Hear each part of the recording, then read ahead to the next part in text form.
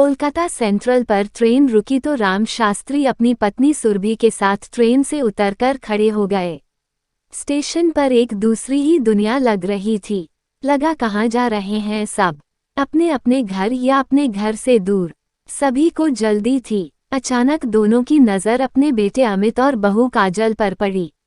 दोनों ने उनके पैर छुए तो सुरभि ने तो बहू काजल को गले ही लगा लिया। सुरभि काजल से नया संबंध जोड़ने के लिए अति उत्साहित थी। पिछले महीने ही शामली में विवाह के 2 हफ्ते बाद ही अमित काजल के साथ मुंबई वापस आ गया था। रिश्तेदारों की भीड़ और नए पुराने रीति रिवाजों की भीड़ में सुरभि का बहू से केवल औपचारिक रिश्ता ही बन पाया था। फोन पर भी ज्यादा बात अमित ही करता था। स्टेशन से ठाणे तक लगभग 1 घंटे की ड्राइव में काजल चुप ही थी।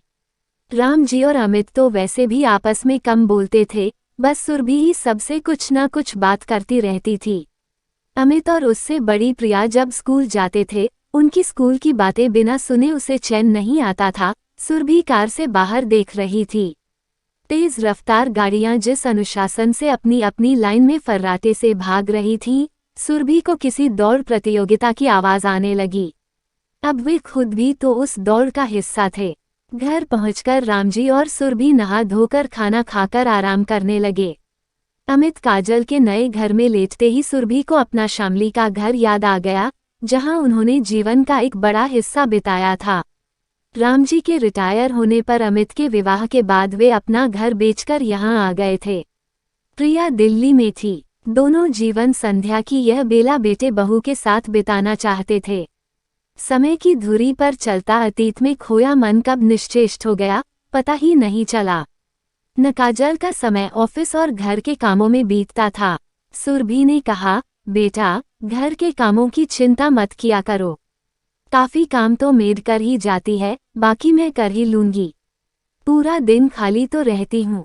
लेकिन सुरभि उन्हें कोई जिम्मेदारी नहीं सौंपना चाहती थी। सब काम खुद करना पसंद करती थी।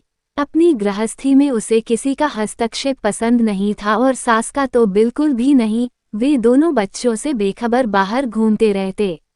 प्रिया बिल्कुल भूल गई थी कि माँ सालों से आर्थराइटिस की मरीज है और पिता ब्लड प्रेशर के, और इस उम्र में इतनी व्यस्तता और जिम्मेदारियां उनके बस की बात नहीं है। किसी ने नहीं सोचा कि रहने खाने की सुविधा ही जीवन का उत्कर्ष नहीं है, उसके अलावा भी दोनों की कुछ जरूरतें या आशाएं हो सकती हैं।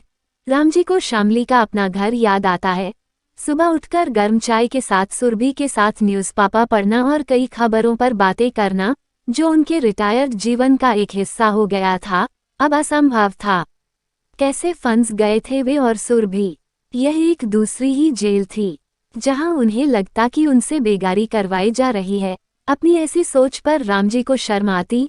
कितने स्वार्थी हो गए हैं वे इस उम्र में। पर चाहते हुए भी रामजी ऐसे जीवन में स्वयं को ढाल नहीं पा रहे थे।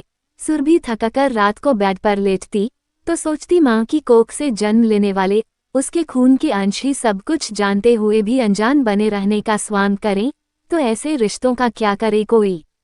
दिन रात जाने अनजाने कितनी ही किरणें हृदय को छलनी करती रहती। दोनों कुछ ही महीनों में अपना अस्तित्व ही भुला बैठे हैं।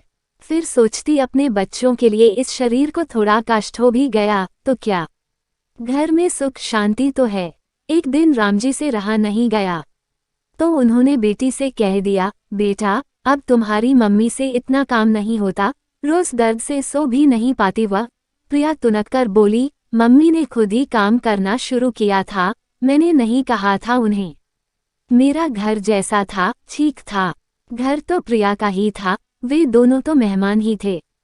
प्रिया ने विनय से आया को वापस बुलाने की बात की तो विनय का मूड खराब हो गया। खैर, आया आई तो सुरभि ने चैन की सांस ली, लेकिन विनय का व्यवहार बहुत बदल गया, जिसे महसूस कर रामजी और सुरभि का मन एकदम उचट गया।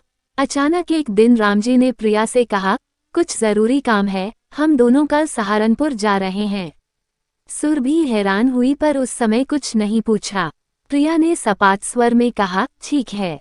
सुरभि किचन में काम करते हुए सोच रही थी, काजल के रूखे स्वभाव और उपेक्षापूर्ण व्यवहार होते हुए अमित अकेला कब तक संबंध निभा पाएगा। समय और स्थान की दूरियां रिश्तों के बीच वैसे ही आ जाती हैं।